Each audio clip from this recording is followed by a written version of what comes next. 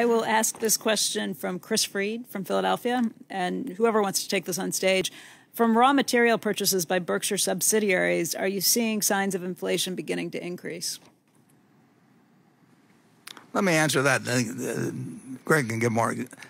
We're seeing very substantial inflation. It's very interesting. I mean, we're raising prices. People are raising prices to us, and it's being accepted. I mean, it's not.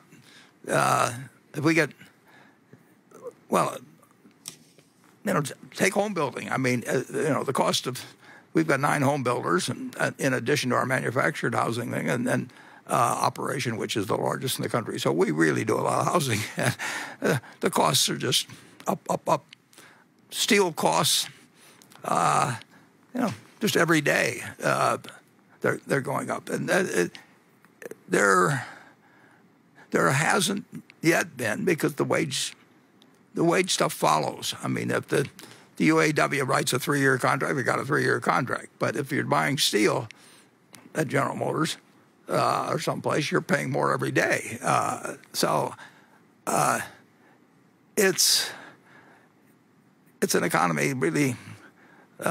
It's red hot. I mean, and we weren't expecting it. I mean, all our companies, when they thought when they were allowed to go back to work, at our various operations, we closed the furniture stores. I mentioned, they were closed for 6 weeks or so on average, and they didn't know what was going to happen when they opened. And they can't stop people from buying things, and we can't deliver them. And they say, well, that's okay, because nobody else can deliver them either, and we'll wait for 3 months or something of the sort. But the backlog grows, and then we thought it would end when the $600 payments ended, and I think, around August of last year. It just kept going, and it keeps going, and it keeps going, and it keeps going. And I get the figures every week. I call, or Bumpkin calls me, and we go over day by day what happened at 3 different stores in Chicago and Kansas City and Dallas, and it just won't stop. People have money in their pocket, and they pay the higher prices, and when carpet prices go up in a month or two, we announced a price increase for April. For our costs are going up. Supply chains all screwed up, for all kinds of people. But it's almost a buying frenzy, except certain areas you can't buy yet. You really can't buy international air travel, and so the money is being diverted from a piece of the economy into the rest, and everybody's got more cash in their pocket than, except for. Meanwhile, it's a terrible situation for a percentage of the people.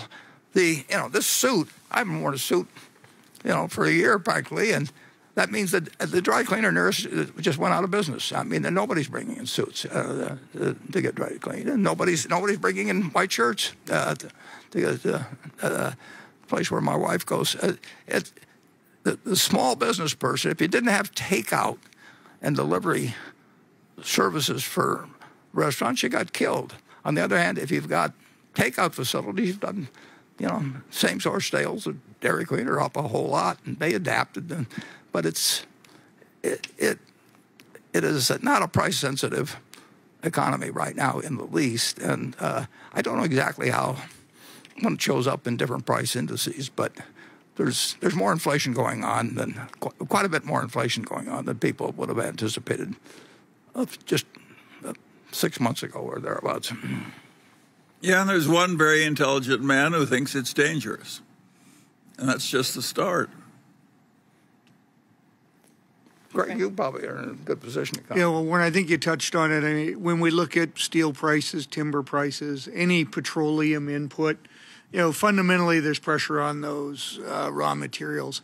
I do think something you've touched on, Warren, and it goes really back to the raw materials. There's a scarcity of product right now of certain raw materials.